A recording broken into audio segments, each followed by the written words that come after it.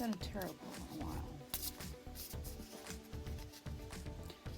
Y'all also haven't seen me in a while. The two could not be less related. But since we're here and I've got the deck, why not, right?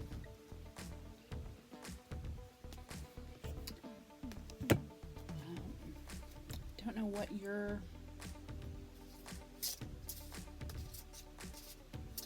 questions you have in your part of the world, but maybe this card might answer maybe your question, maybe my question. Interesting. Alright, so let's see what the Ace of Cups is all about.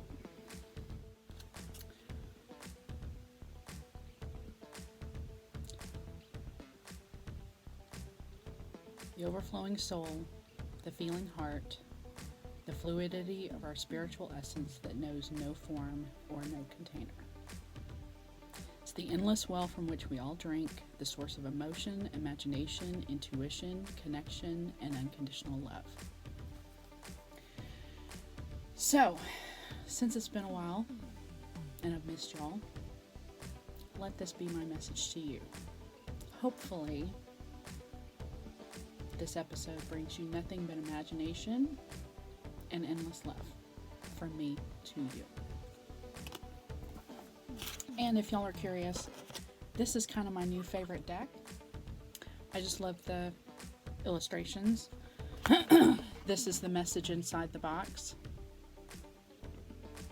And that's kind of going to be a discussion we're going to have later on. We won't start off with the heavy stuff because it's been a while. We'll do a bit of a stitchy catch up, but yeah, that's kind of where we're headed before this is all over with. So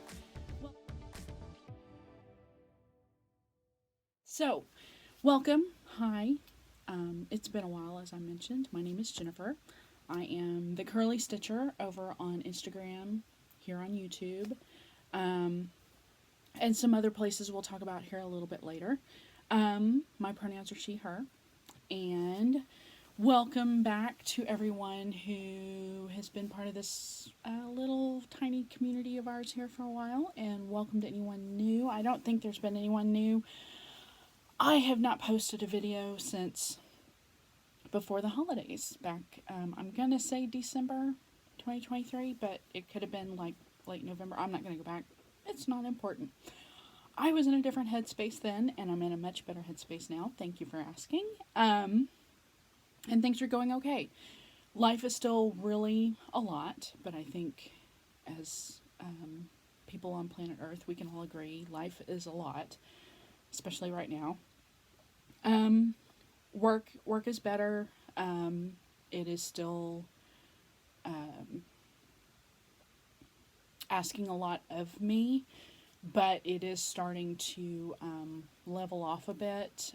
We just had some major changes at the end of the year, and as a matter of fact, we had a major change here just in the last couple of weeks that I am only one of two people in our little group, in our little sub-department, and we have to do everything that we have to do. So with all those changes came a lot of stress, came a lot of working weekends, working late nights. It was all about maintaining not necessarily a work-life balance, but a work-mental health balance for a while. But it has definitely gotten better. So apologies for the throat clearing. It is officially spring here in Texas. I think in the past week we hit over 90 degrees a couple of days. But like yesterday and today we hit the 80s. It is absolutely gorgeous. As you can see, sun is out. Get your vitamin D, folks. It's amazing. My sister and I were just discussing yesterday how when the sun is out and the weather is perfect, how much that can just do for your mental health when you get out in it, even if it's for 10-15 minutes just to get some exposure. So, that's kind of where I'm at. I'm just now getting back in the groove of doing some crafting. February was actually a really busy, good month. Nice, continuous, like, getting little things done to kind of motivate you to keep going. January, we'll get into all this specifically, but January was a lot. I still had a lot of things going on at work, so I had to devote pretty much all of my time to my last quarter of my Ink Circles round robin from 2023. With December came work, trying to take vacation didn't really happen, holidays, trying to do things with family that, whatever, and blew up at the end right before New Year's because I ended up with a really horrible case. It was not COVID, but it was the flu, and it was a lot to contend with. And I'm now that the temperature's getting warmer and pollen's in the air and all that kind of stuff, I can tell I've got some just residual effects, symptoms, or whatever still of that flu. And the flu wasn't even didn't get much of a head cold at all. It was just the chills, the fever, the achy body ache, like you literally didn't want to move because it hurt kind of. But with that, once I started feeling better, then all of the it wasn't even bad. I didn't get a sinus infection or anything like that, but it was just all of a sudden just all your sinuses are affected.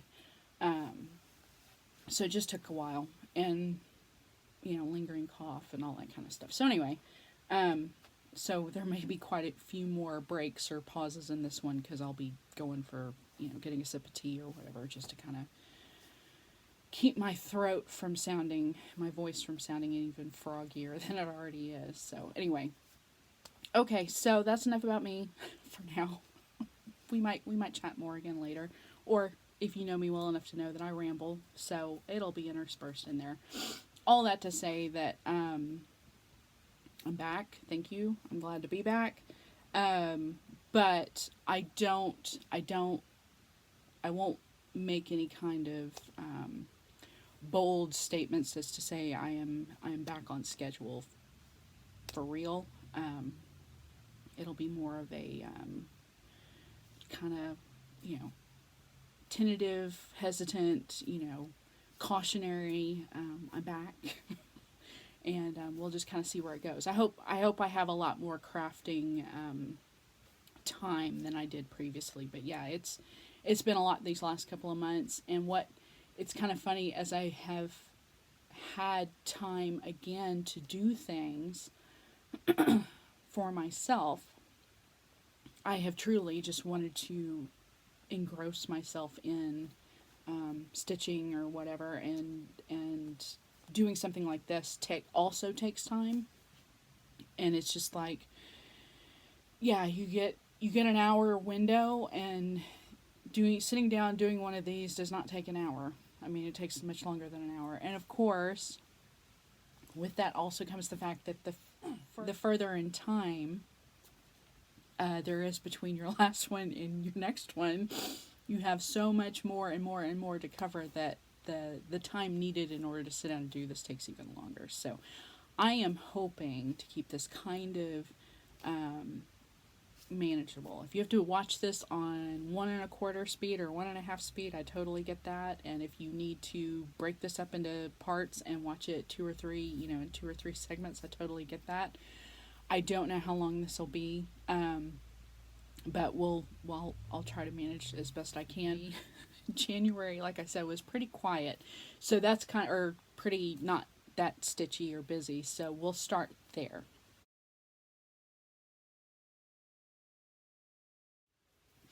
So as I mentioned, in January, I was still kind of, had a lot going on behind the scenes, still do, but I mean, it's gotten better.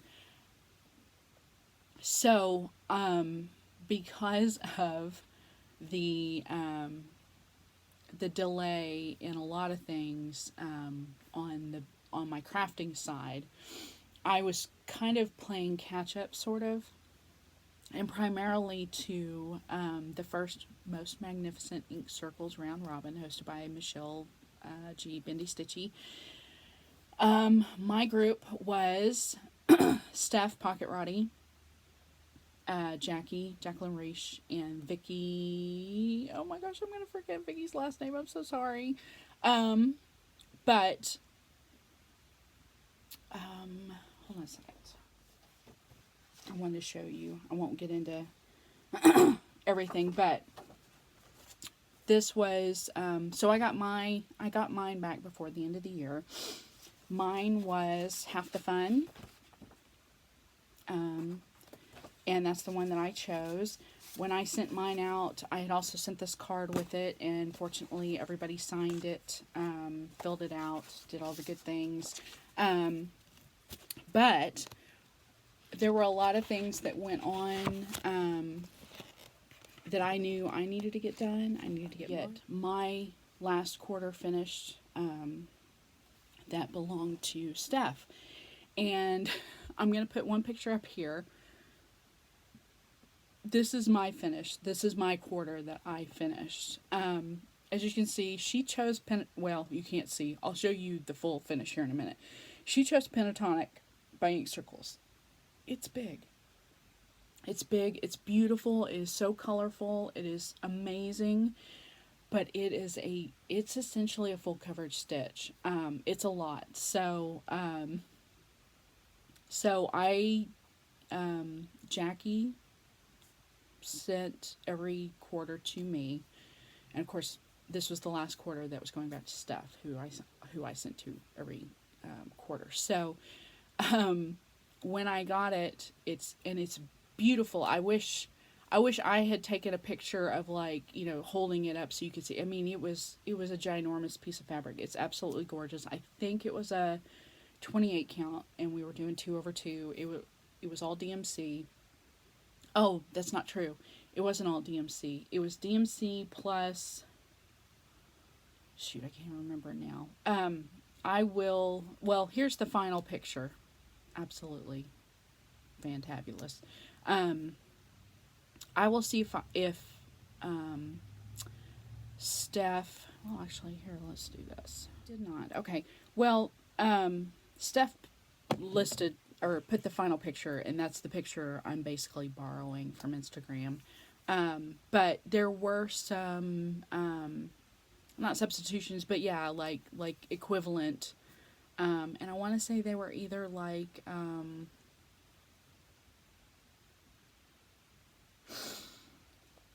maybe Stitchy Box Silks or something like that. But there were some really pretty colors that she chose, some purples and greens and stuff. So anyway, but it was a lot. And leading up to December, I had not had the time to touch it hardly at all. And then in December, I had told myself basically, okay, you have, and it was like 1/4 of that. I think Jackie did, and I did too. We ended up buying the PDF just so we could track it in Pattern Keeper. But I think 1/4 of the pattern was like almost 9,000 stitches or something. Hold on, I'll tell you, because my Notion. I'm keeping it open. Instead of having my journal here now, I have my Notion open. Yeah, 87, just a little over 8,700 stitches. So that was the deal. It was like, it really was like, instead of having an entire pattern that was 8,700 broken up 4 way, everybody doing like 2,000 stitches, it was like 4 times that. So anyways, it was a lot. It was worth it. It was so worth it. It was a beautiful stitch.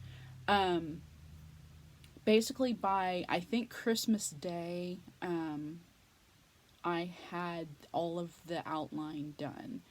So then at that point it got to be easier because it was just filling in the colors, and I was color completing, like just going through and doing all the purple and then all the blue, and I kind of let Pattern Keeper kind of tell me how many stitches remained, and then that way I could kind of like, okay, this one has, the most colors or the fewest stitches, so I kind of worked my way from fewest number of stitches color to the most. And I think, yeah, one of the biggest or one of the final colors I either had to do was like a green or something. So anyway,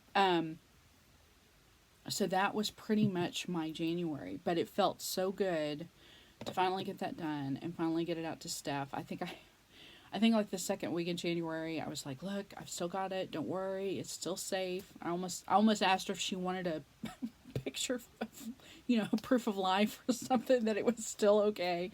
But anyway, but everything just kept hitting. Every time I'd pick it up, it was like something else would come up and I'd have to put it down, and something else would come up and I'd have to put it down, and it was just absolutely it was killing me. And I finally, when I sent her a message that when she got it, she let me know that, it came in the mail or whatever. And I said, I told her, I said, I had, every time I told myself, okay, just get a few stitches in, every little bit helps. And I couldn't. And I'd pick it up and something would happen and I'd have to put it down and I wouldn't see it for another week. And I told her, I said, it wasn't her, it wasn't the project, it was all on me, but I felt so much guilt that I could not just get working on it, get it done. So, but I knew I wasn't the only one. I knew there were other people out there that were still working on theirs in January. So I just kind of kept reminding myself that this wasn't a race, it wasn't a competition, it was just, I was trying so hard to get her project back to, I just wanted to feel like complete, fulfilled in getting it done. So anyway, all that to say, it finally got back to her. So, there were things like that though. I mentioned a few minutes ago, I basically told myself, like, I had my, mine back to me from Jackie, and I didn't touch it. I was like, you are not allowed to open this until you get, Steph's done. You're not allowed to feel any kind of, sense of, whatever feelings you want to feel about your own, you need to reserve them until you've completed the other. And that's just me. That truly is me. I mean, it's just a bizarre thing to even say out loud, but it's true. That's truly how I felt. It was that thing. I had that thinking about a lot of things the last couple of months. Like I was putting off, it wasn't like rewarding myself, but yeah, it was kind of like, you cannot open this thing or do this thing or do the thing you want to do, have fun, doing the thing until you've, managed to do all the things you need to do first. So that's kind of how the last couple of months have been, but it's been fine. I feel like I said before, I feel like I'm in a better position now than I was previously. So anyway, all that to say, here is mine. So this is a Fortnite Fabrics ornament cut,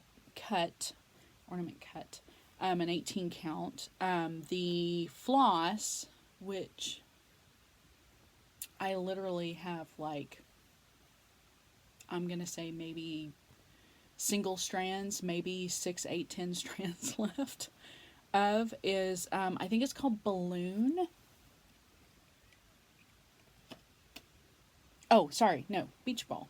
It's called Beach Ball. It's by Forbidden Fiber, back when I was part of Forbidden Fiber's Floss of the Month Club, 2 years ago, 3 years ago. But anyway, so yeah. And actually, when I got this pattern, I knew I wanted to do it in a variegated, but I also knew that I didn't want, I needed to make sure I had enough, or that I was stitching it small enough, I guess, that whatever I chose would be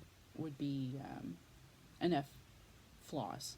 And if any of y'all buy Forbidden Fiber, hear other folks talk about her flosses a lot of times. Now, she does do large batch, like well, I say that I haven't bought anything from Forbidden Fiber in a while, but back when I was buying several years ago, it seemed like she'd do floss of the month. Now, some of the variegated like this, she might do a batch, and then once that batch is gone, it's gone.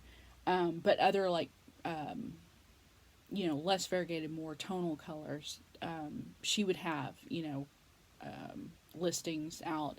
Now, I'm pretty sure probably with each batch, there are variations. But anyway, so with this color, I knew if I was going to do something like this with it, do something one time, that I need to have enough. So I think I received the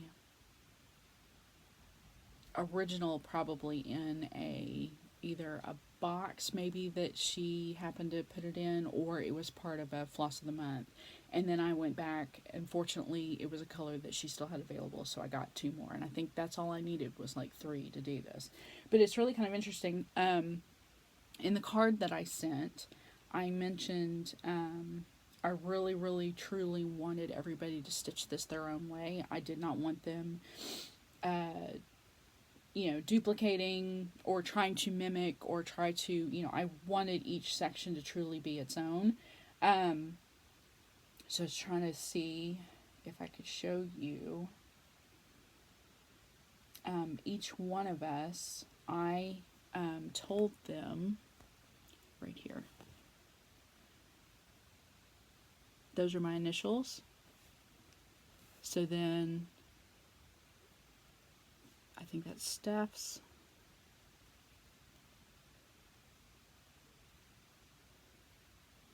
That's Vicky's. No, that's Jackie's.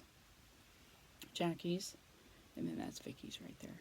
So essentially, they're great. I won't get into too much of the detail, but whereas I might try to continue on with a color, you can see like a different quadrant, like there's all kinds of color in there. The crosses are different. I could tell that the crosses were both directions. I could also tell that, like this is a good spot right here. Somebody might stitch all one way and then all back the other way, and the floss was so variegated that the crosses over the other direction are different color. I mean, just like, I couldn't love this thing more, because it truly, everyone did exactly what I hoped they'd do, which was just stitch it. Just stitch it how you want to stitch it. And it turned out just fabulous. So I am so thrilled. So I was trying to figure out, I actually haven't measured this yet to see. Sorry, that was my little tape measure.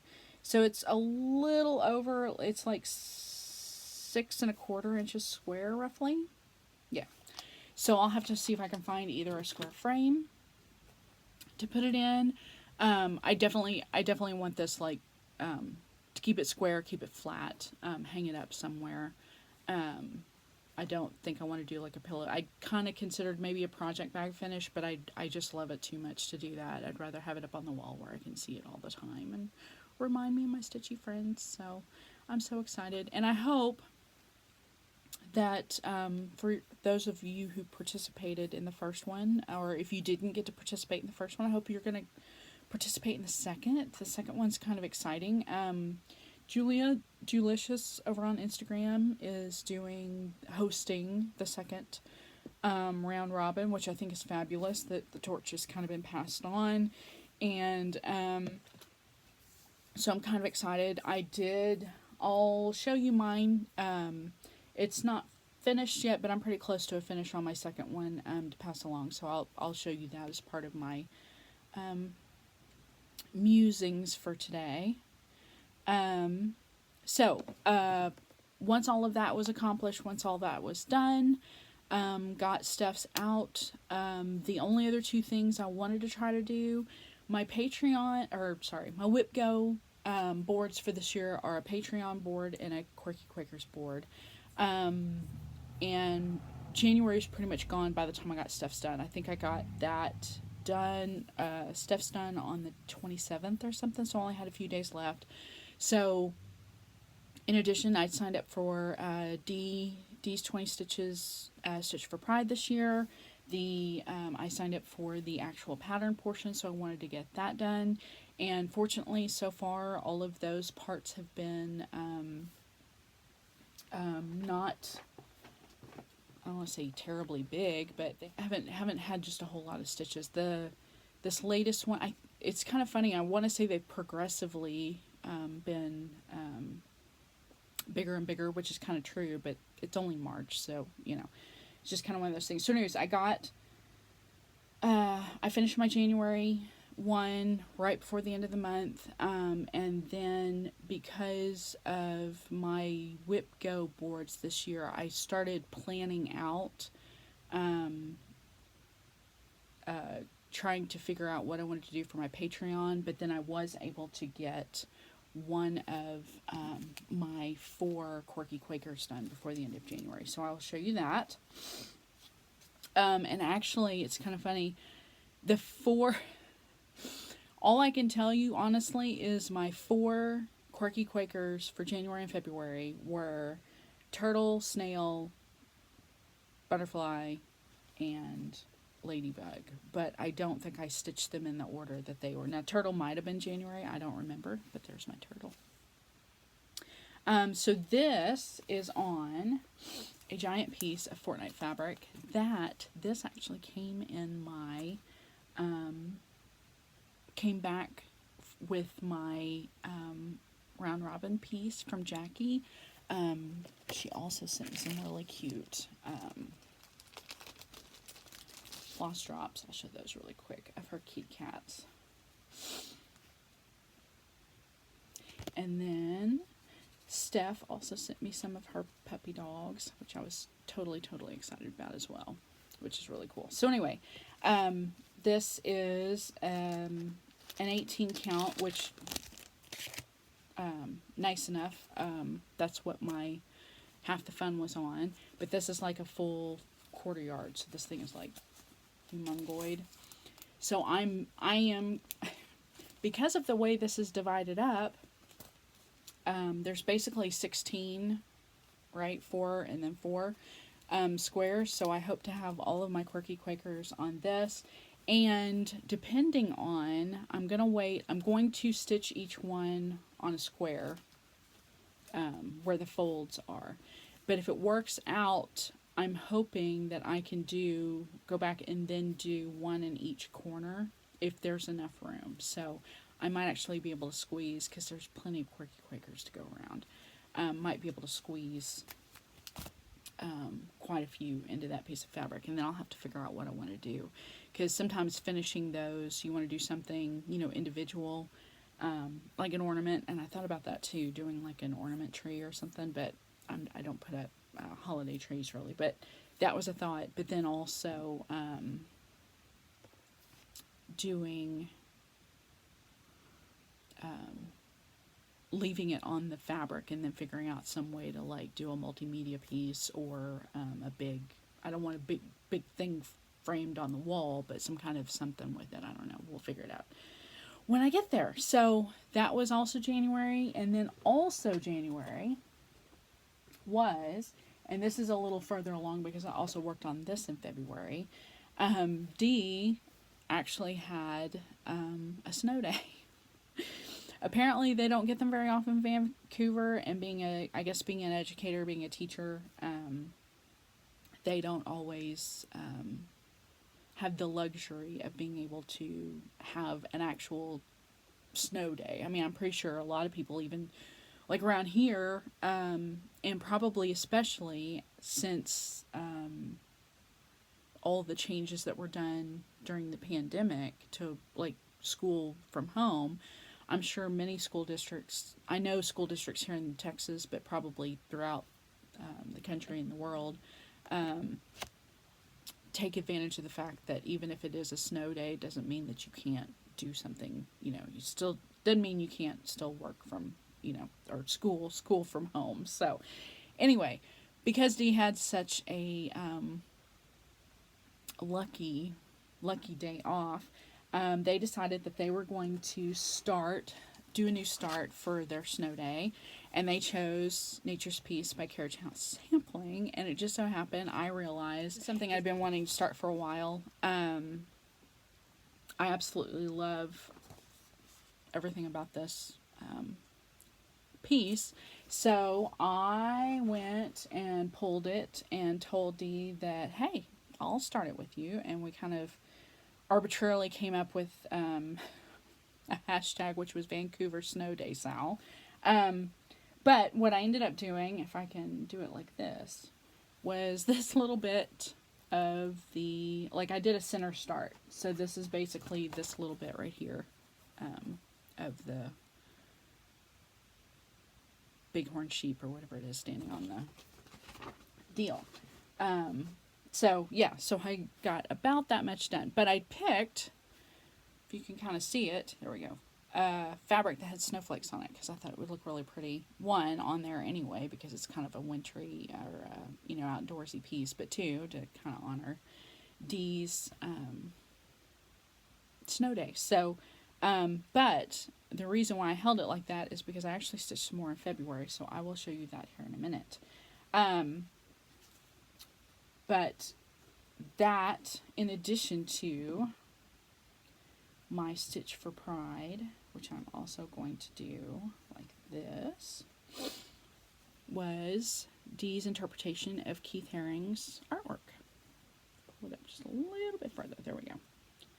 And of course, I bought Jessie of Miss Lee Pages, bought their gorgeous 40 count Verdal Determination fabric. I don't know if you'll be able to kind of see here. There's very good like splotchy modeling, like green. Ooh, there you go, right there, green and whatever. So I'm very, very happy with this. But my, I did not get in on Jazz's floss, which I'm totally okay with that. I am so glad they sold out, that they managed to sell every bit of floss that they made. That's fantastic to me, so I am not mad about it in the least. So I opted instead, I just ended in December, I think, or maybe January, my Roxy Floss Co. subscription as well. I've got enough floss, y'all. I got to get through the floss I've got. But anyway, so I picked, the blue was in like my final subscription packages that I got, and then the pink may have been too, but if it wasn't, it was in the group. So I mean, it's in this big huge floss monster over here. So that's what I opted to do. So that was my January, everything that I did for January, and I was so excited that I managed to get everything done. And I'm sorry, I'm looking down because I'm looking at my Notion app to keep me on track here, keep me honest. But yeah, that was everything in January. No, I was going to say, for the record, there won't be any knitting or crocheting. I am not going to go back and cover all the things that you did not see me, or that you did not see that I did in November and December, and that there was some knitting in there. It was part of the one ring to rule them all, Mal, or one knit to rule them all, or whatever, that the long distance stitchers are hosting, which is crazily, it's actually like the end of this month, I think, is when the Mal is over with. And have I touched any of that since like November? No, I have not. So, but that's okay. Again, it's not a competition. But yeah, so for the remainder of this, if you were here for any other crafting, I don't think I'm going to have anything, honestly. It'll just be cross stitch. So be prepared. Be prepared for that. So let me take a quick break and then we'll touch on February. Okay, so for February was a fun month, y'all. There were so many things going on. I have to give a quick shout out really quick. How many times can I say quick in a sentence? Quick. To my friend Nati. For whatever reason, her planets are aligned just properly to where every time a Sal comes up for a month, I've been like all in, or I've been able to contribute, or it's motivated me to do some stitching. So I'm all here for it. But so for February, towards the end of the month, because she just had a birthday. I hope you had a very happy birthday, by the way. She did Small Wind Sal, and that, in addition to my Patreon or my Whip Go boards, in addition to, I decided to do Superb Owl Stitching again, the second weekend in February. In addition to all of the other things that I have my little stitchy hands in, February kept me pretty busy. So, not in any particular order, but kind of in order of as the month went on, because what I'm doing is I'm looking at the monthly view. My Notion app, thank you, Nutty. I'm gonna kind of go through all the things that I started, finished, stitched, worked on, all the good things. So I will start with my Whip Go, my Quirky Quakers, because obviously I showed you one, I may as well show you the rest. So I mentioned I did the turtle in January. Well, then I finished it, looks like February 3rd. And then I did the snail and finished it on the 4th. No, the 6th. I started it on the 4th, finished it on the 6th. And then I did the butterfly. Started it on the 13th, finished it on the 20th. And then, is that right, the 20th? I felt like I stitched on it one more day, but maybe not. Maybe that was it. And then the ladybug, which I started on the 23rd, and I finished on the 25th. So that got me caught up on my Whip Go. And for March, FYI, it is the orca, the Eat the Rich. I'm excited about that. And, hold on, I'll tell you, because I was just filling out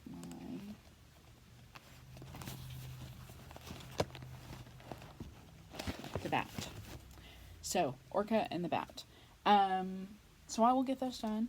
Might be this month, might be next month, who knows. But, I will definitely get them done. Now, my Patreon board is kind of a different story. So, here's kind of what the deal is with that. There's 25 squares. And that's the other thing too. Both of these boards, I did not leave the free space. I put something in the center space. So I technically, whenever the month comes where there are 3 numbers pulled, I will have 3 to do. But with my Patreon board, I don't know how to explain this. I couldn't necessarily make the math work where like everybody got 2 spots or something like that. I mean, it would have been like 12, like 12 designers and, times 2 is 24, yada, yada, yada. But I tried to get as close as I could to where everybody that I have a Patreon, that I contribute to their Patreon account, and they provide a cross-stitch design, I try to put on there. Some people may have been more than twice if either they were really prolific or I had several things that I thought I might want to do. But needless to say, what ended up happening was, so the first 2 numbers that got called were Ink Circles and the Witchy Stitcher, which both of those, that's not right either. It was Steph X Stitch and the Witchy Stitcher.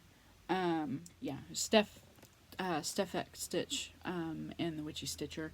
And the deal was, I realized too, that like the Witchy Stitcher does not put out very many small projects. Or I should say when Meg does, it's one of those things where they might be seasonal, and I didn't necessarily, like, they, there was a whole series of like the 12 days of Creepmas in December, and there were a bunch of littles there, but I didn't feel up to stitching Christmas right now. But it seems like every month when she puts something out, it's like gorgeous and you want to stitch it, and it's like huge, and it's like, I'm like, I can't I can't do that for a whip go. I mean, it's a lot. So I'm saying all that to say, one, I did not, on my whip go board, I did not, all I put was the designer. Like, I was going to leave myself the month to figure out, when the designer was called, figure out what I wanted to stitch. Some things are easier, some things are more difficult, to figure out. And the other reason why I'm bringing this up is because, so I managed to do, two of my, get a couple of WhipGo Patreon charts done in February, but only because they were things that I purposefully chose because they were small and I knew I could not play catch up, but I knew I could get them done. So, so the first one I'll talk about is, and this one took a couple of days too, I think. I started this on the 8th, it looks like, and I finished it on the 9th. Yeah, so it took me a couple of days. And this one, I absolutely love it. But as you can see, there's a lot of colors. And it's a lot of little, like, onesie twosies. And having to jump, like, I'll show you. The back isn't terrible, actually. I haven't finished it. I mean, it's going to stay in this hoop, but I haven't. There's the back. Oh! Holy cow. I was just say, I think this is going to be right ways, but because what I'm seeing in here is a reflection, I can actually read it. I can actually read it on the back. So maybe that says something about my back's pretty nice and neat. But essentially, I'm having to jump everywhere. But I absolutely love this one. And this one was a smaller one that she had, so I thought it was good. What can I tell you about this? This is a piece of linen. I think this was from Fortnite Fabrics. I think it was part of, I think when I started Miriam's Defiant, I think this was a piece that I trimmed off of that fabric.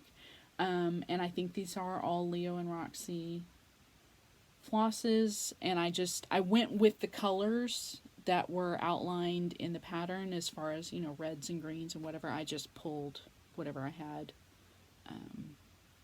So yeah, absolutely love it. And I'm just going to do a felt back finish, and I may, no, I'm probably, I debated, I was going to hang it up over, we have a cat tree, a tower that they can climb and scratch and whatever in our kitchen. I was going to hang it over there, but I kind of feel like Astro's kind of a menace, and he's either going to knock it down, tear it down, scratch it up. It's going to end up in the litter box or something. I mean, I don't know. But anyways, so I don't know what I'm going to do with this just yet. I would take it to work, but I've got so many other things already at work. It would have to like be in a rotation essentially. This isn't holiday or anything, so there's no good rotation for this. So it'll stay here. I just have to decide where I'm going to put it. Maybe just somewhere in the kitchen, maybe over by where we keep their food or something. I don't know. But it's really cute. Absolutely love it. So that was, like I said, one of my WhipGo finishes. The other one that I did manage to do before the end of the month, which I will show you if I can find it. Oh, here it is. This was the Witchy Stitcher one of the ones that I chose for that. And it's Witchcrafts. This was a small, and there were 3 different versions. There was a version, or 3 or 2. It must have been 3, I think. But anyways, one of them had a dress, one of them had pants, and then I think maybe between the 3, there were 3 different hairstyles or something like that. But anyway, the way it was charted, the hair was more of like a sandy brown, tan, kind of like this color right here, and the buttons. And I just chose to do gray because, we're we're getting up in years, so it seemed the right thing to do. And this was all Roxy Floss Co.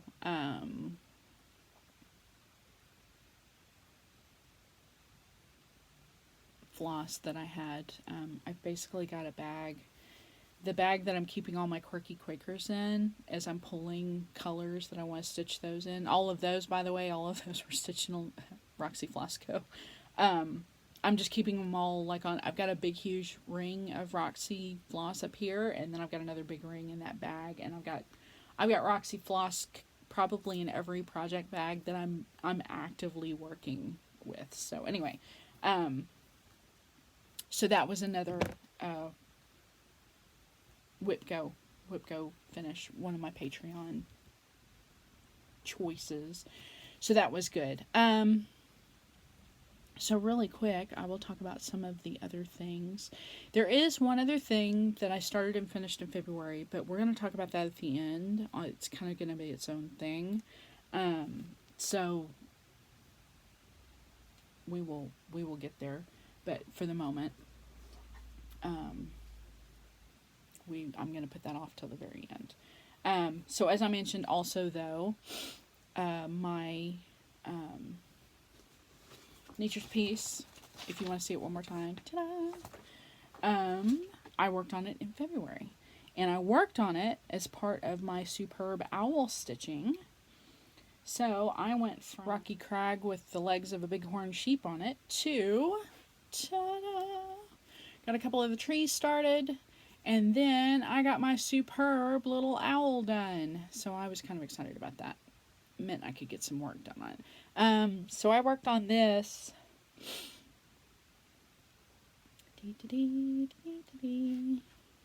I know I worked on it the 13th or the 11th. I thought I worked on it one other day though too. But maybe I just counted it all at the same time or something. Because as I said, I started doing the trees just so I could get over to where the owl was so that I knew I could work on the owl on the 11th. Which was my superb owl day. So I managed to get that much more done, and I'll keep working on it as I have time. It'll be fine. And then I worked a little bit on Miriam's Defiant, which y'all actually haven't seen this at all. I started this. This was a design that she did for Dee's birthday, which is in November, and I really haven't shown you any stitching in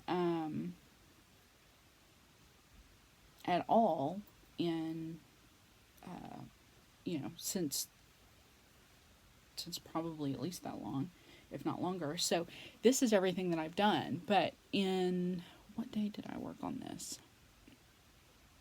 I worked on this on the 4th. And I think I did it because I wanted to work a little bit on it because it's February also, stitching. And I'm at the point now where I've only got like a couple of colors left to do. Like I've done, basically I did all of the color completing on all of the other colors. So I've got obviously this little bit left here to do. It's this navy color. And I think the navy comes down in the tail. But then after that, all I've got is all the blue. There's another blue, a third blue, that is the fill-in for the entire body of the hawk. And then the border, which is, I don't know if it's a solid color, but I think maybe it is. And I think maybe it's that navy blue, that really dark navy blue also. So that's, but it's a lot. That border is a lot. This is, hold on, I'll tell you. Let's see if I can find it here. So the whole stitch count for the piece is almost 8,700 stitches. And I have done I've done about 1,900 of it. So I'm not quite a fourth of the way there. I think probably if I got just all of the hawk done, that would probably get me over 25% mark, but there is still a lot to do. Um, so yeah, so just as a kind of an idea, that is, it's a lot. But I don't want to, I want to do the full thing. I'm sure there are probably some people that think just doing the, you know, 2,500, 3,000 stitches or whatever, just to do just the hawk would be enough. But I really do want the, Miriam always does a great job with her borders, and I just absolutely love how they really kind of add some character to the pieces she designs. So I do definitely want to finish that. So yeah, I've just gotta chip away at it and get that done. So I did work on it a little bit in February, so I'm excited about that. Again, the Roxy Flosco conversion. I think I've even pulled a couple of those flosses for other things and then put them back, that kind of thing. I showed you my Quirky Quakers. Okay, let me show you. This would be a good time to show you. This is my second most magnificent Ink Circles round robin piece. I have chosen this time to do the Hamsa mandala. Find the and I am kind of sticking with, green is kind of my color. I really, really, really like green. So I am sticking with that interpretation, if you will, of colors. Mine are going to be a bit different. Again, chose another Roxy Flosco conversion, so these are actually my colors. And I just had to make sure, honestly, that I had colors that were different enough. But I'm kind of finding that, like, I think it's these two are similar enough, even though one's very yellow and one's very blue. I mean, side by side in the full, there we go, that's better. They look very, very different. And even, like, I think a little bit, these two, see how different those should look? I think they kind of, I think the variegation is just enough to where, and even these two, where, like, there are certain sections where it's like, okay, which color am I stitching again? But there is what I've stitched so far. So I'm having my people stitch, I want them to stitch a whole hand. So basically I have them coming up, and then it kind of comes across over like this right before the next hand, and then the next person will. So it's not a split, 4 ways, vertical, horizontal, 4 quadrants. It's just more of a, stitch this portion and then stitch this portion. So, but yeah, so that's mine so far. But yeah, as you can see, like, these are obviously 2 different colors. Well, I say obviously, not really, but they should be 2 different colors, but you can kind of almost can't tell, but that's okay. I'm okay with that. But yeah, I'm really, really happy. This also is Fortnite Fabrics, 32 count, and I'm on a team. We're all doing even weave. So that's, I don't know why I'm lingering on this, because Fortnite, unfortunately, they don't sell fabric anymore, which I'm sorry. I'm sad to know that. Sad that all turned out the way it did, because they were really talented. But it is what it is. And this is another one where I actually went back and I bought the PDF, because they are Pattern Keeper compatible, so it's been much easier to keep track of. But yeah, so I am about 11% in, roughly 12% in. So I've still got a ways to go, but I'm getting there. So I'm not mad about it. And it is, I'm doing 1/2, and so it goes pretty well, pretty smoothly. So I am grateful that seems to be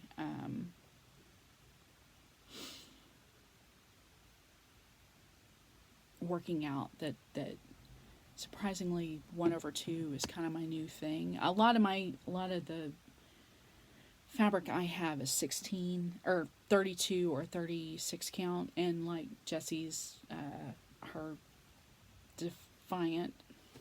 determination for Dee's Stitch for Pride is a 40 count. So I'm really enjoying like the 1/2 on it. It looks really, really good.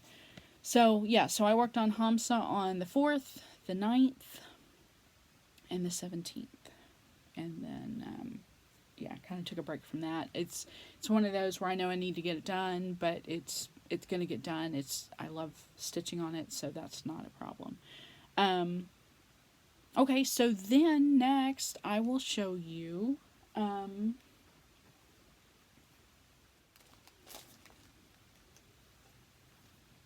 it. Okay, so as part of my Superb Owl stitching on February 11th, I also picked up a piece of fabric and stitched one of the Patreon charts that Michelle G. Bendy Stitchy did for us. If you can't read it very well, it says "Screech into the Void." There was a little meme, or yeah, I'll call it a meme, that was going around way like this time last year probably, that had several different it wasn't a haiku because it was multiple lines, but just different, very short, like instructions on how to live your life. One of which was "Screech into the Void." One was "Lick." One was can't think of them all now. No, I don't think that was one of them. "Be the Nonsense." "No More Toxic Positivity." "Choose Insanity." "Live, Cackle, Admire from a Distance."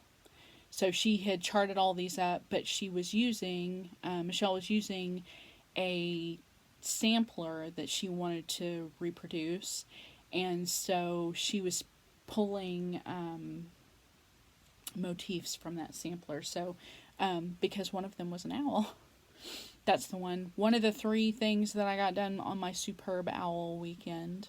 And this is going to be another piece of fabric that I'm going to try to put them all on here. I think it's an 1/8, but I think if that one fits in that little square, then I should be able to fit. That means that I've got 8 there, and I think there are only like 6 maybe or 7 of them, so I should be able to fit them all on this, no problem. So I did that on the 11th, and then thirdly, I also did Piney Owl by Pixel Pixie Cross Stitch Christy. This was the freebie for the Natural World Sal. This was like a bonus pattern that she gave us at the end. And this, I believe, is kind of an indication of her new Beautiful Biomes Sal that she's getting ready to start. This is kind of indicative of the kind of stitching, the kind of tone, color, not necessarily motifs, but maybe some of the motifs are similar. The flowers or the piney, the little pine branches or whatever. So yeah, so this was kind of fun. And Christy did ask, or didn't ask, but Christy had a Superb Owl stitching or Superb Owl Sal or something like that she was doing, as well as I think Lindy Stitches and Hands On Design did some kind of Superb Owl get together as well. So if there were others out there, you may have seen them. I know I did it last year because I stitched Nati's 3 Sleeping Owls, and then I can't remember if I did it the year before. Last year may have been the first year that I did it, but yeah, so there was that. And then I'm so proud of this. I'm so proud that this is done, that I am finished, that I got over the hurdle of not knowing what to do with, or not knowing if I could finish this or not. So this is Vamp Valentine by my favorite people, Dee's 20 Stitches and Uncanny Kari. This I have had since I think just last Valentine's Day. I had intended for this to be a Vamp Valentine sale, like the 2 weeks leading up to Valentine's Day last year. And I got so close. I was hoping the sparkle would show up. It kind of sparkly. Kind of see it. But the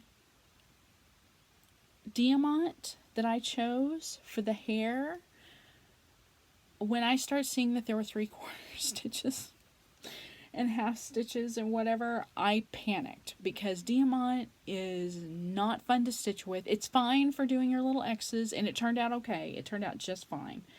But it was a booger to have to stitch. And I think I got mostly done with the hair, and then it just was like something in my brain just went, no, I feel like a toddler. I refuse. I don't want to finish this anymore. But I did want to finish it. That was what was driving me absolutely bonkers, was the fact I did want to finish this. So I went a little bit darker with the skin.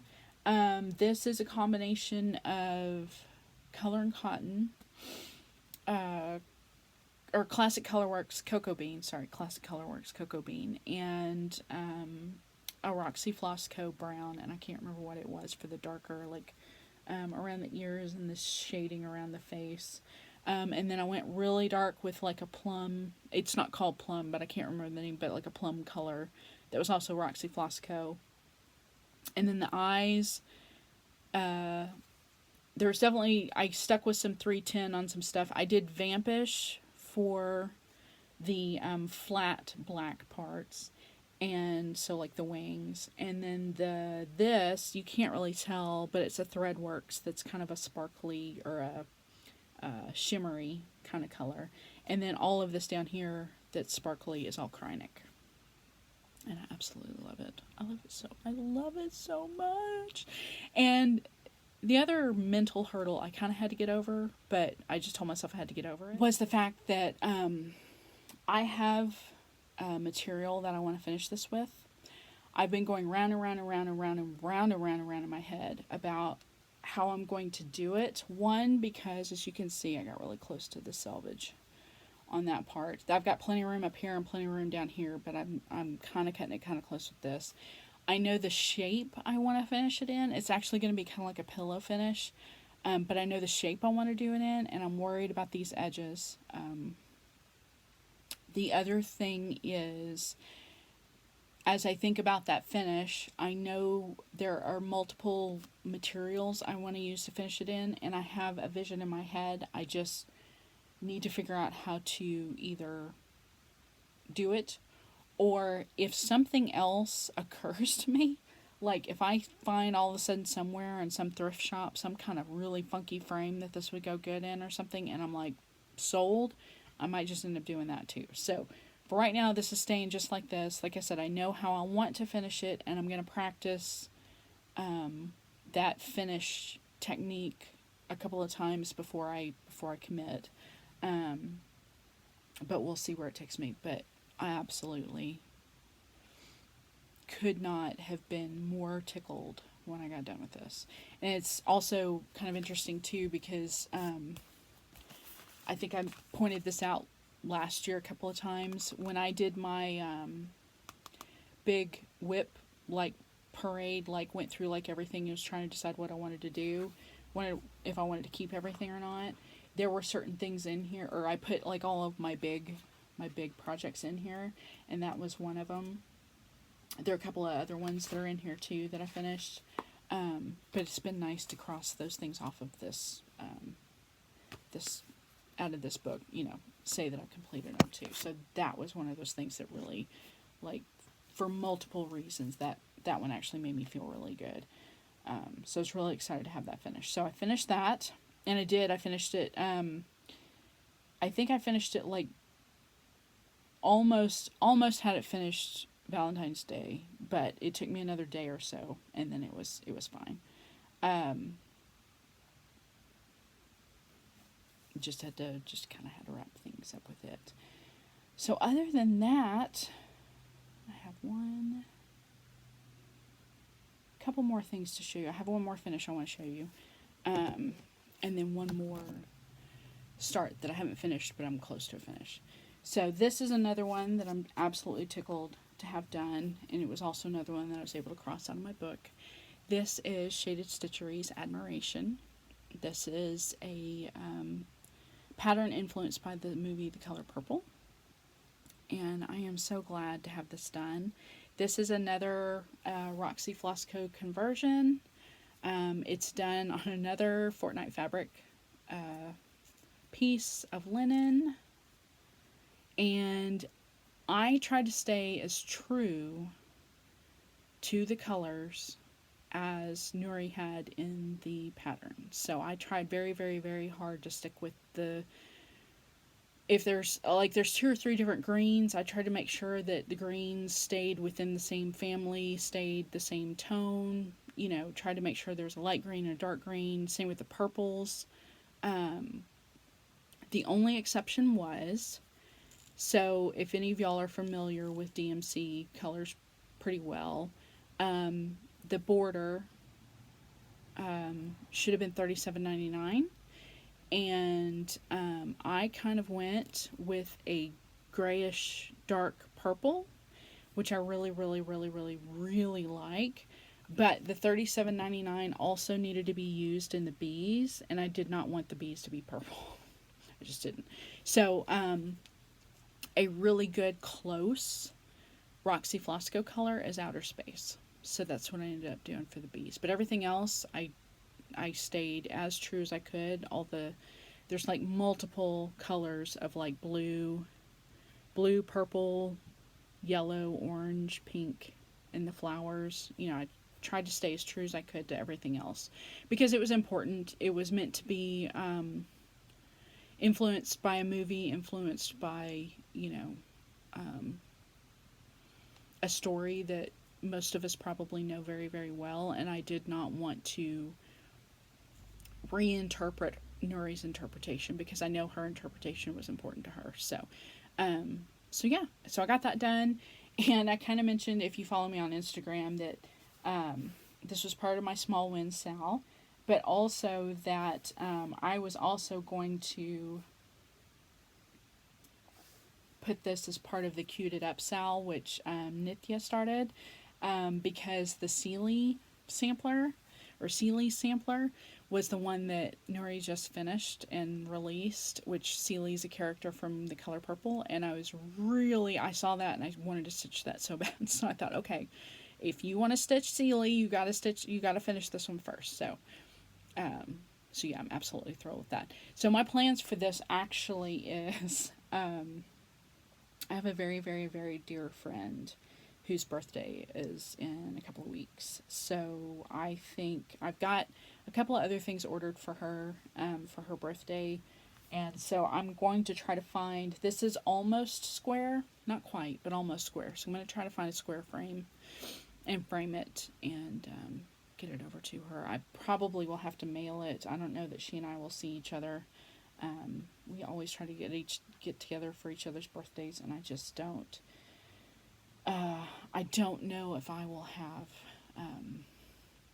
the time to do that. So I'm gonna wait for her other stuff to come in the mail, and then probably just package it all up and mail it over to her. I mean, she lives like an hour away, but driving time hour away. But yeah, I just don't know that I'll be able to get it over to her. Get over to see her. So, but I'm super, super thrilled that this is done. So there is that. And then one more thing that I started but did not finish, and I think I've only got this as a PDF, so I'm going to put the picture up here. This is called Me and You. This is my first, technically, because I think Tracy's on my board twice. Yeah, Oh, Tracy's on my board 3 times. Ink Circles, my Patreon Whip Go. Um, this is my first pick for what was my February. The February numbers Ink Circles was called. So that's what I've got done so far. I'm about halfway done with it, I think. I mean, this is not a very big stitch. That was kind of the point was, and that's the nice thing about Tracy's patterns too, is they do Pattern Keeper does they are compatible. So I'm just trying to see what the stitch count was. It's like 800 and something, 892. It's almost 900 stitches, so it's not very big at all. And yeah, I'm at 33%. So I just say the biggest thing is all of that background is all filled in. It's all stitches. But I don't have very much left, and I am kind of color completing this, kind of. But yeah, so all I've got left to do is just the me and you part on the outside, do the other 2 hearts on the here, and then literally just fill in the rest of it. And I am doing 1/2. This is Fiberlicious Yummy Fibers. This is Glimmering Dreams. This is actually the same piece of fabric as this. Just cut from some other section. So, yeah, I was trying to just trim off, places where the fabric had been folded or whatever. Just try to trim it off. And I'll probably do a little, I think the picture is like a little pillow finish, so I'll probably do the same thing. So that will be my next little whip go. I'll be able to cross that off my list. And then, last but not least, for the month of February, I finished my second Stitch for Pride prompt, which was for Kehinde Wiley. And I'm pretty sure anybody who's here, that even if you're just doing this learning prompts, not the stitching, has probably seen a lot on Kehinde Wiley. Just all of us sharing on Instagram. But if you aren't familiar, he is I'm going to say portraiture painter, artist, because I think that's primarily what he considers himself. What he does is he takes what classically would be considered a portrait of what you might see a royal portrait, or someone of prestige or power or influence or whatever, that would have been painted, centuries ago, takes that idea and kind of turns it on its head and goes out and finds regular people, mostly people of color, pretty much all people of color, and makes them into basically a what we would consider a romantic portraiture, piece of art, in order to juxtapose the fact that up until basically his work, that type of artwork was always reserved for rich, white, like I said, royals, people of influence, people of power, people of money, things like that. So he wanted to say that this should not be for them, this should also be for us. So he kind of reclaimed that space for people of color. So everybody's talked about it, but one of the most notable pieces that he's done was President Obama picked him to be his official artist for his presidential portrait. So that's where most people, if they know the name or if they're familiar with the name, that's where they know it from. There are 2 distinctive personal close ties. One is back in 2022, he was part of an exhibition called Slay that came to the DMA, the Dallas Museum of Art here. It was right at the, I want to say it was in the spring, but don't hold me to that. But it was still, we were kind of on the cusp, on the back end of the pandemic, and I really wish I'd gone to see it. But fortunately, the DMA was doing something where you could do virtual tours online, so I did get to do the virtual tour. Basically, through your web browser, you get to like walk through the museum and see the whole exhibit. But what he did was he chose. There's a very, very famous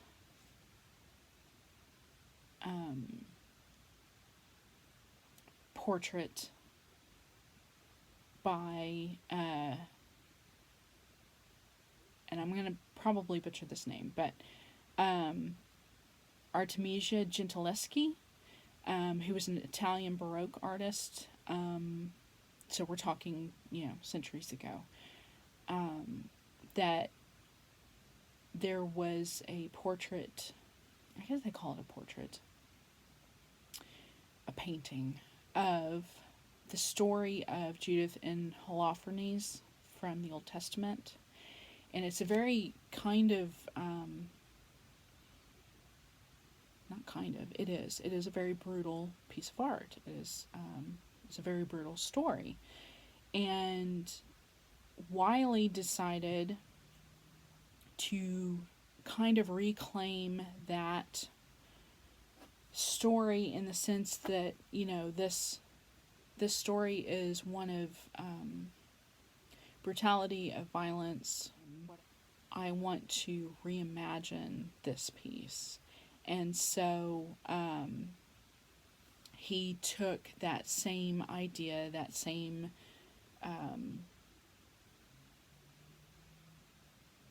the pose of the people in the picture, and redid it with modern people of color, and did his unique floral background with it, and kind of reimagined what that story might be like if told through a different lens. And it was absolutely incredible.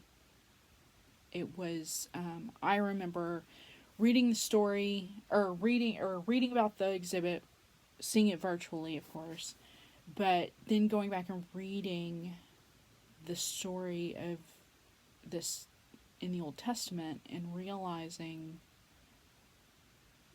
how not only impactful, the original work was, but how more impactful his decision to take a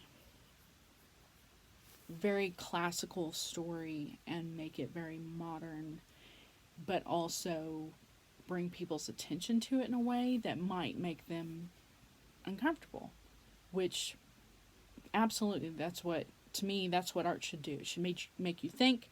It should be compelling. It should be kind of in your face. Like, if it doesn't grab your attention, it's probably not doing the job in the way that the artist had hoped it would. So, all that to say, that was kind of my first knowledge, other than Obama's portrait, my only other knowledge of Wiley's work.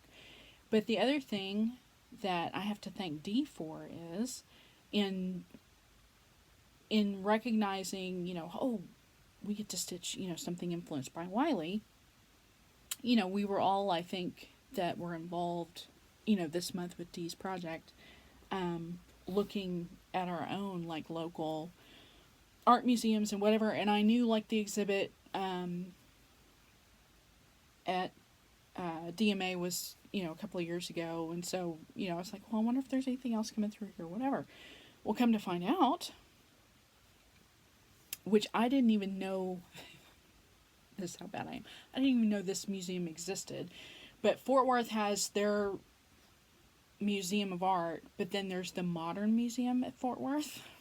So apparently they have more than one. And the Kimball is the one that everybody knows that's over in Fort Worth. It's been there for, like, forever. But anyway, but what I didn't know was that they actually have, four permanent pieces in their collection of Wiley's work. Now, I looked the other day, or I looked a while back, because I thought, well, it'd be nice to go and see it in person, while I'm stitching this, or, that kind of thing.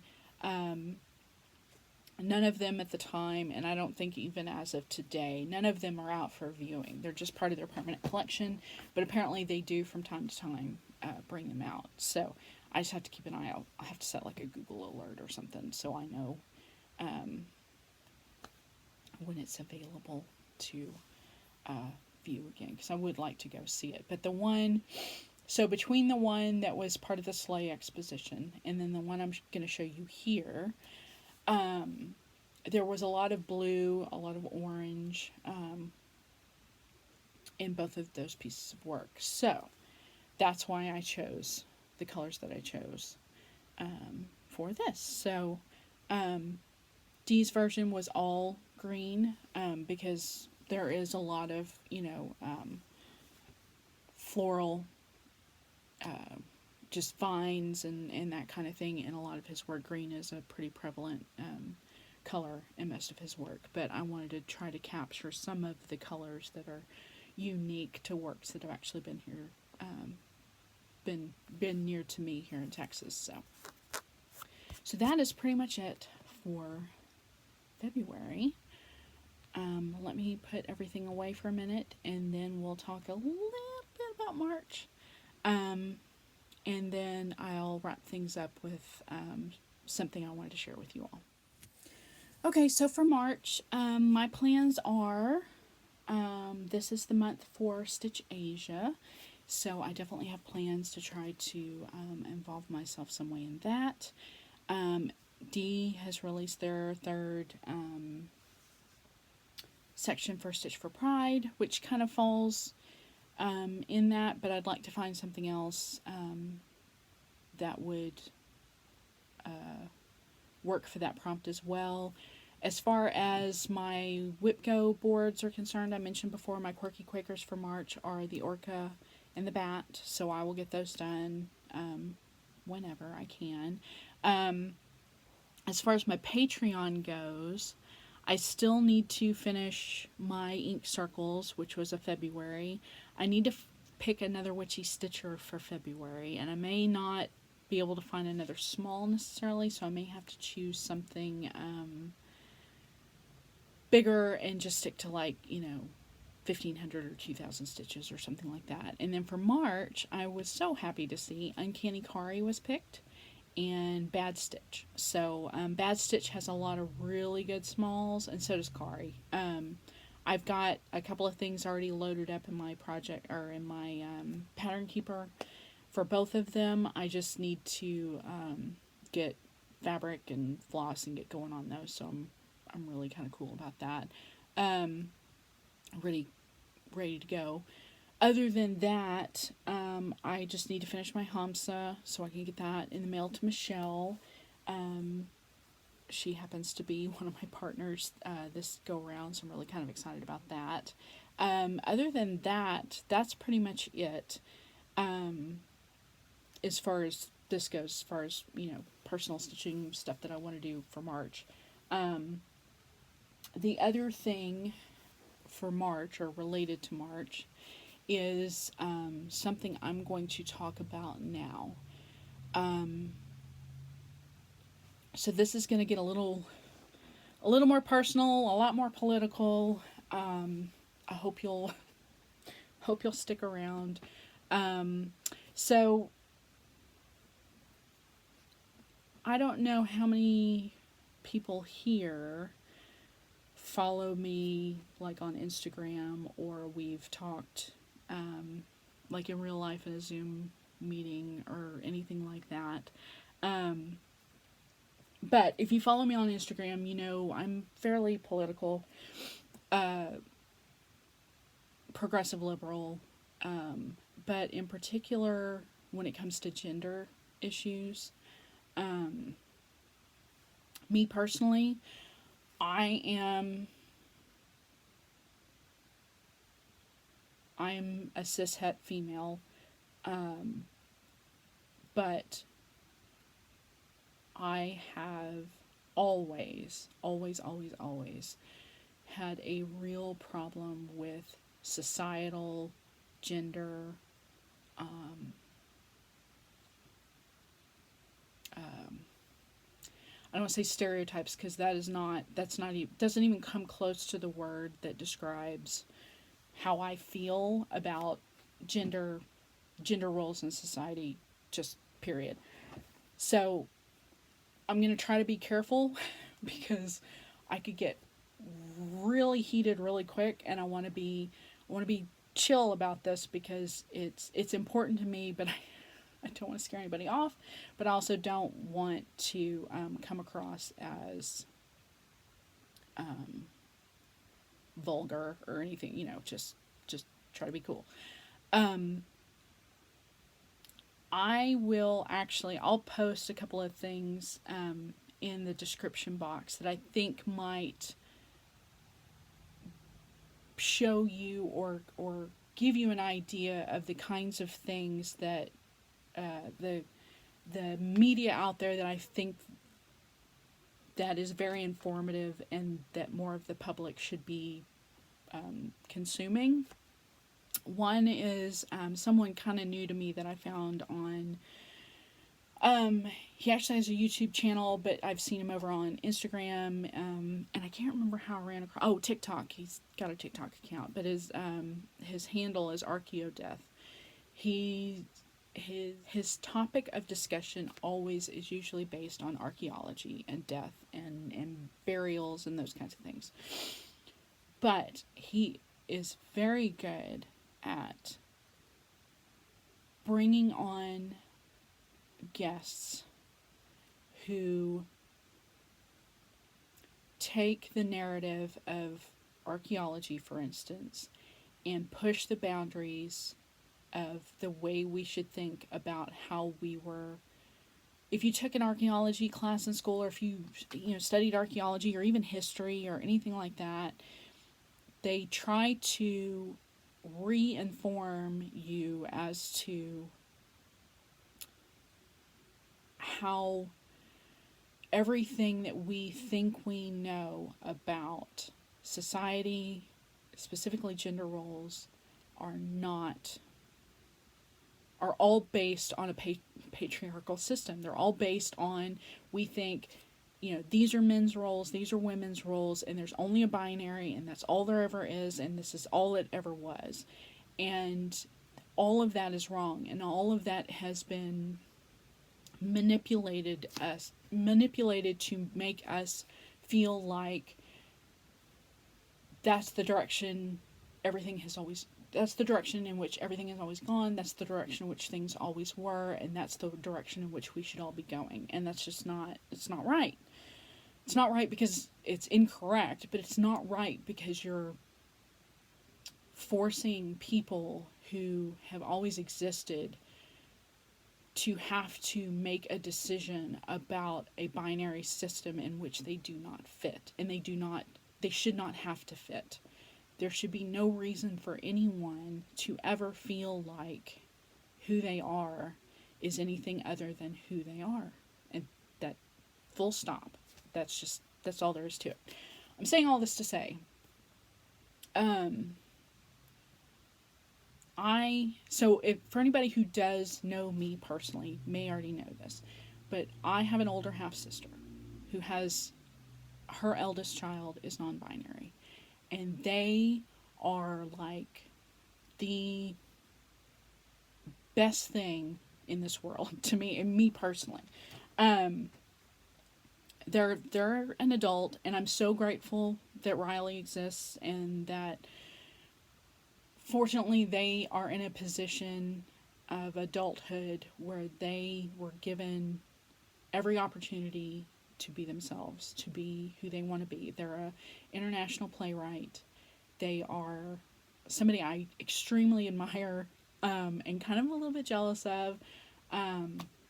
Riley has had the best life, and they are so lucky in that they have found a calling. They have found the people that they can be around and be themselves, that they can thrive, that they can do the creative things they want to do. And so, as I've gotten to know Dee has just reinforced the position and the feelings and all the societal BS that I thought existed. I mean, just reinforced that twofold for me. So back to me personally. If I woke up tomorrow, if we all woke up tomorrow, if I walked into any department store, grocery store, or not grocery store, it's probably a bad example, but department store, retail store, and I saw that there were no longer gendered aisles. If you want clothes, there's the clothes. If you want toys, there are the toys. If you want fragrance, there are the fragrances. If you want hygiene products or toiletries, there they are. But they're all in one place. They aren't subdivided binarily. They aren't like if you need one thing or you want the other or you prefer one thing over the other, you have to go to that part of the store to find it. If all of that went away, I would think the world would be a much better place, because it's absolutely ridiculous to think that me as a human being, as an individual, if I like a pair of pants or a pair of shoes, that I have to go not over to the shoe section or the pants part of the store, but I literally have to go over to that side of the store where those pants are or those shoes are and make my selection. Why does that matter? Why is that important? Why does that exist? Because as far as I'm concerned, somebody who likes pink or blue, or somebody who likes trucks or dolls, somebody who likes lavender or sandalwood, I mean, it doesn't matter. It does not matter at all. A person should be able to like what they like. Again, full stop. Period. Okay, so where does that bring us? Where am I going with all this? So I'm saying all this to say, at the end of the last year, I knew in my state, and I think a lot of states similar to mine, I live in a very red state, and we have, the people in power that control things, like this binary system, that they think society should live in, and it's BS. But I knew in my state in particular, last year there was a lot of scare talk about DEI programs, diversity, equity, and inclusion programs. There's a lot of scare talk about what that meant, what that was going to do, what was going to happen, whatever. Well, the powers that be in the not so great state of Texas decided that, yeah, that was going to be a problem. So there was, when our last legislative session ended, which usually they end like in the fall, there was a bill passed that basically said, that our governor signed into law, that basically said starting January 1st of 2024, any state public funded, state-funded school, higher education school in the state of Texas had to dissolve any faculty positions, any programming, any student organizations that had any involvement with DEI programming, period. Otherwise, they would no longer receive their funding from the state. My alma mater is the University of North Texas up in Denton. They were one of the ones affected. And to say that I was thoroughly pissed off is the biggest understatement of this year so far. Denton is probably the bluest section, just short of like Dallas proper, in this part of the state. It's a university town. There are 2 universities there, Texas Women's University and University of North Texas. It is probably one of the queerest parts of the state, except for maybe Austin. I mean, Austin, I'll give Austin there too. But it meant that all of a sudden the safety, security, equity, all of that was going to go away for thousands of kids at that university, and it really kind of pissed me off. Was I part of any of that? No. I was working full time, going to school at night. I was a business major, so I wasn't really part of that. But that school is a huge liberal arts school. Not only theater arts, digital arts, physical arts, but music. The jazz program is internationally known. And yeah, they're just, you can go up to Denton and see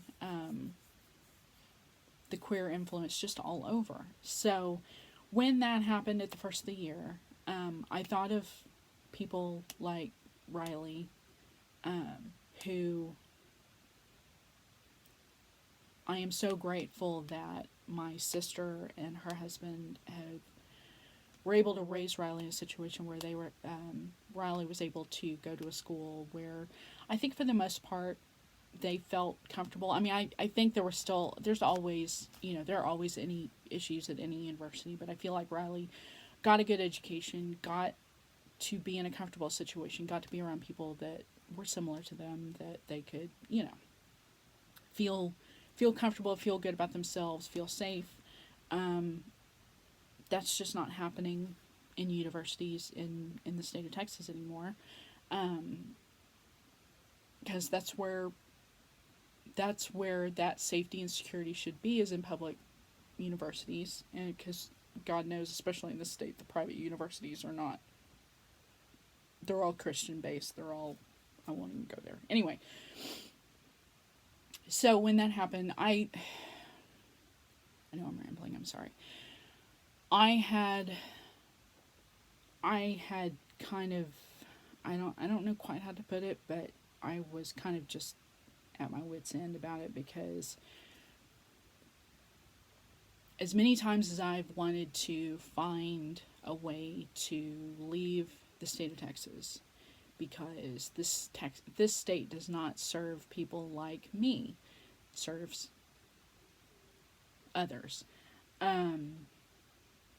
I have to remind myself that if I don't stay and fight, then the people that are here, that need protection, that need a voice, that need to be advocated for, have one less person to do it. So I stay.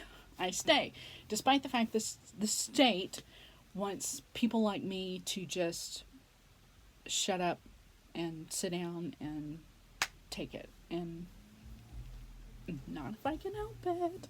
Anyway, okay, so again, where am I going with all this? So I got this idea in my head. And this actually came, I can't remember when I first knew of this term,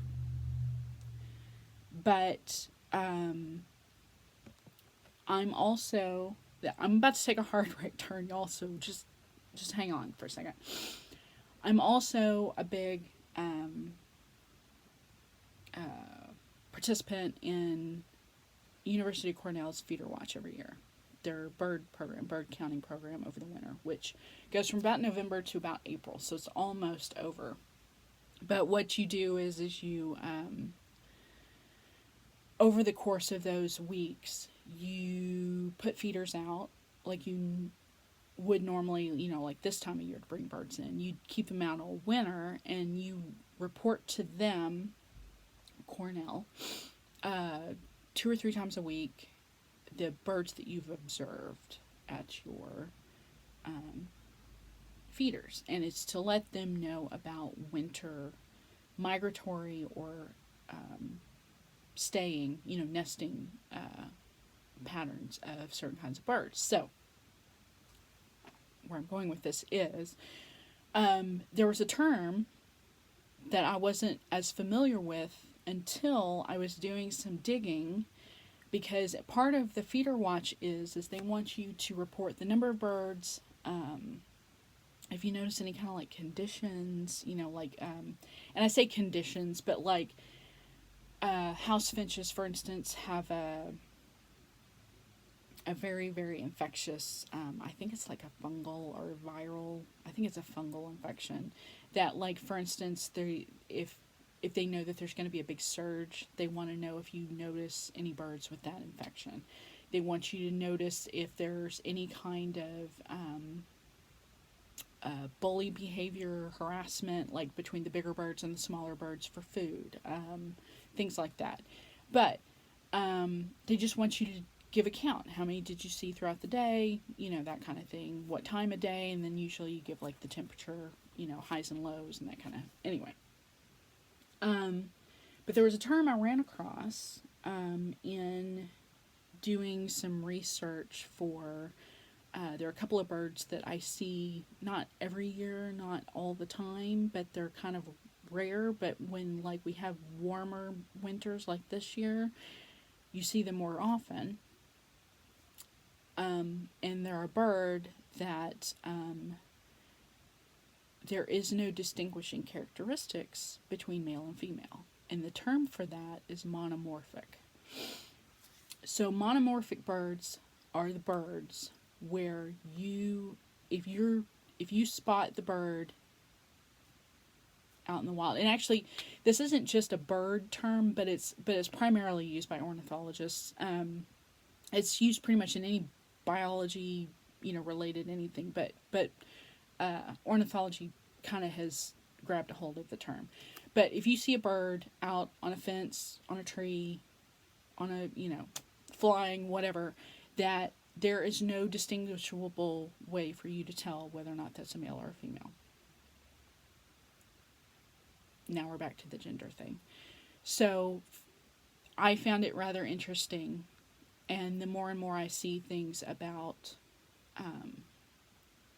nature and its ability either to not care about gender, not care about sexuality, not care about roles, who does what. Does the male go out and get the food and bring it home for the wife, or does the wife, sit at home and take care of the nest? No. And I'm saying male and wife, like that's a thing. No. You get where I'm going with this. Obviously it's ingrained in all of our heads to the point that we have to just quit it already. Okay. So I thought that was rather interesting. So at the first of the year, I started going through all the birds that I see on a regular basis. So we're talking about, I think we're considered the southwest region of the state, but the southern half of the United States, we see a lot of similar birds. Us, Oklahoma, Louisiana, Arkansas for sure, probably up into Kansas. The further west you go, honestly, like the birds we see here are probably, a lot of them overlap, but once I think you get into the next time zone, so once you get to like El Paso and then into New Mexico, you're going to see a different range of birds. And part of that too is territory, climate, elevation, all of those kinds of things. Anyway, so I started to realize there were quite a lot of, just in North America, birds that were monomorphic. More than I realized. For us, when we see birds and we see pairs, mating pairs, usually the male is bright and then the female is more subdued, more, not as noticeable. The first one probably, if it doesn't come to your mind, it probably should, are cardinals. There's the bright red males and then the tan, buff, tawny colored females.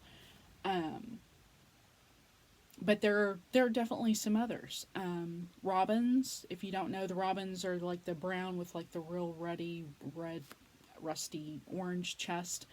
the females are pretty much, it's like if you took the same bird and just turned down the contrast and just made it a little more gray, subdued, that's a female robin. Similar but not the same. We have dark-eyed juncos here. I call them my little Easter eggs, but they are little dark charcoal gray, and then they have a really bright gray, silvery gray belly, like a little dipped Easter egg.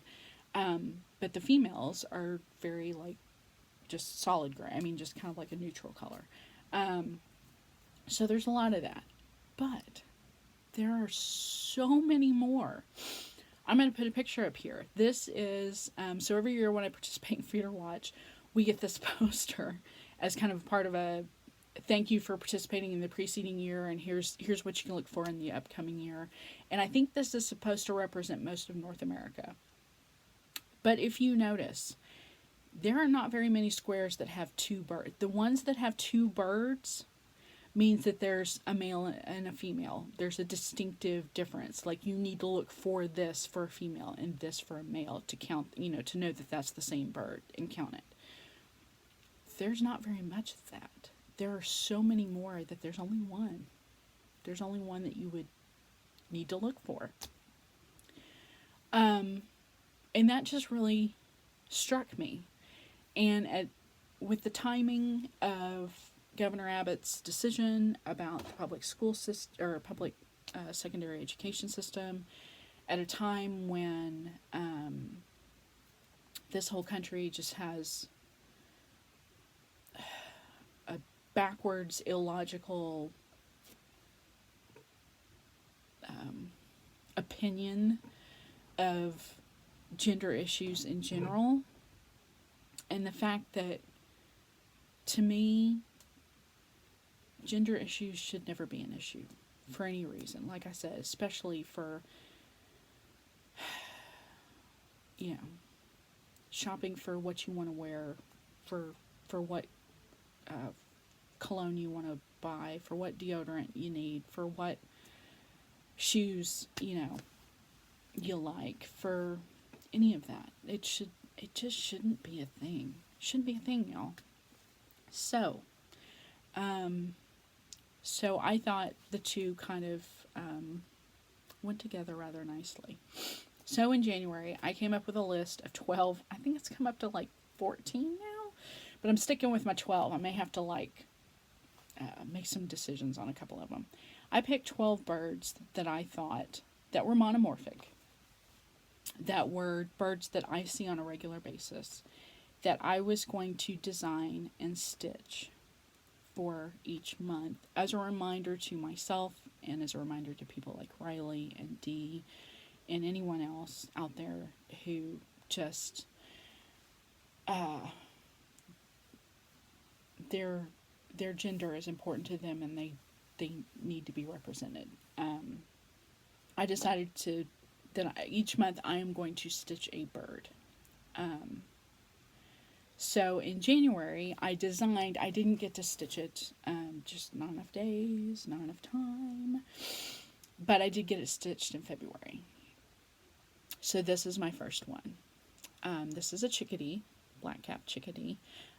They are here in Texas, and as you can see, it is wearing a bandana, because, and this is, I kind of changed my approach with this, but my original thought was, all these birds are gender outlaws, basically. They are all, gender doesn't matter to them. It's not important. It's not necessary for their survival. It's not necessary for their day-to-day dealings out in the world. So I was really, really happy with that one. I'll put a picture up here. This is actually taken in my backyard with my my Nikon. And so I basically found photos that I had of birds that were in and around our, if not our house in our neighborhood, then in the Texas area. And I'm going to design and stitch one each month. Now, what I was not prepared for, and what happened more recently, was Next Benedict. And that killed me. That absolutely killed me. That,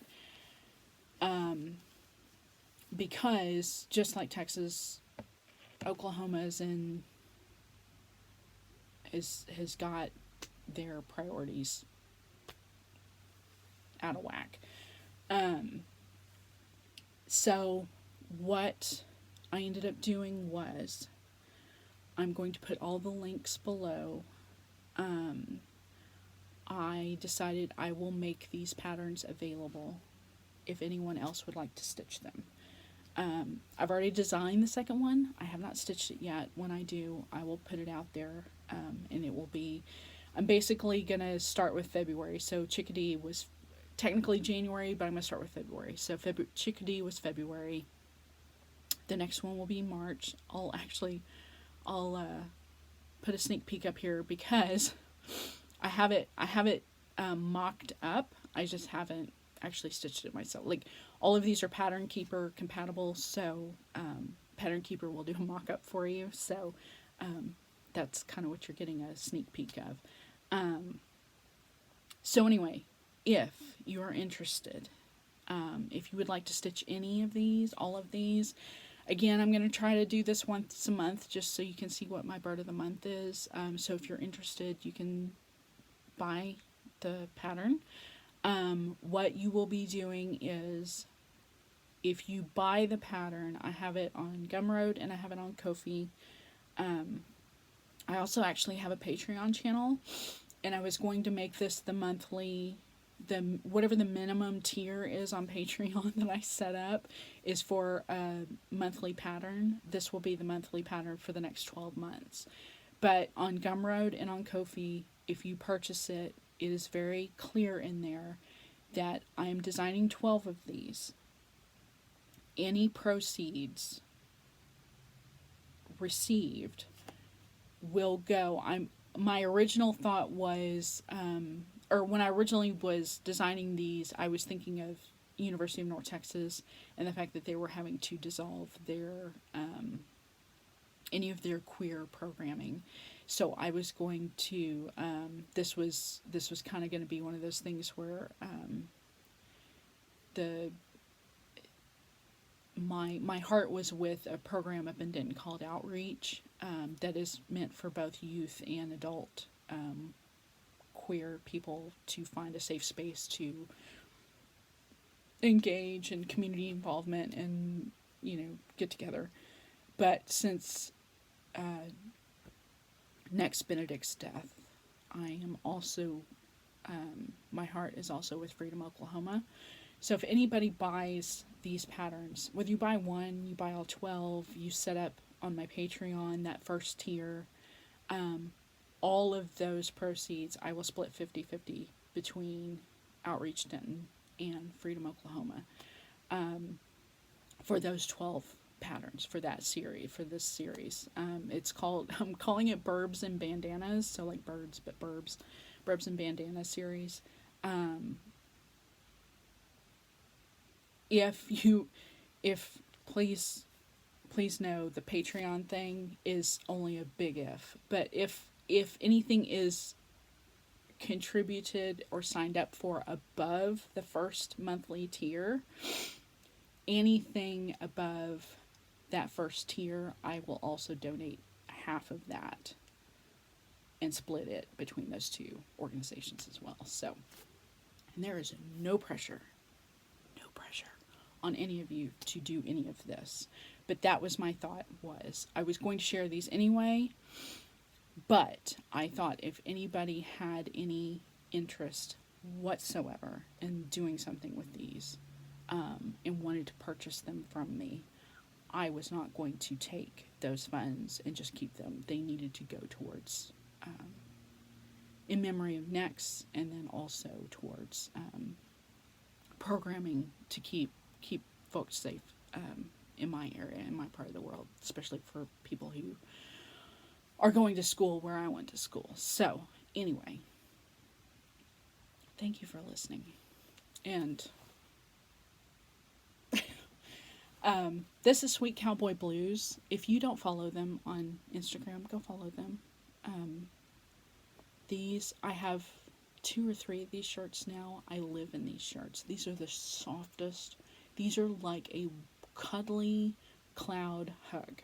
These shirts are so soft. They're in the UK. So yes, it takes a little while, but the prices are reasonable. The shipping does not really take that long, surprisingly, for my little town that seems to want to drag its feet on when it comes to putting stuff in my mailbox, but whatever. Um, Go support them too if you want to. That would be awesome. Um, but that's all I got.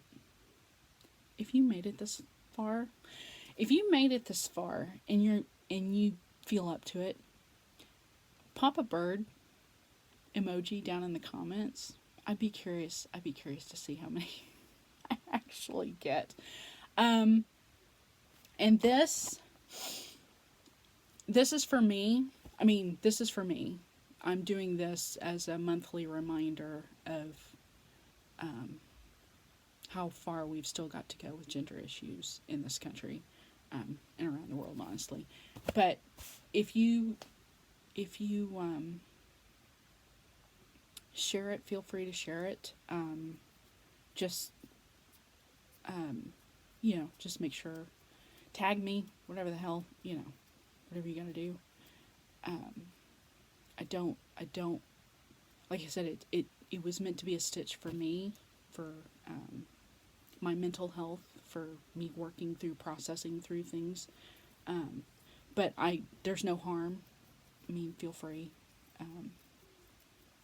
I don't want a lot of attention, I guess, but at the same time, I get it. I mean, feel free to share it.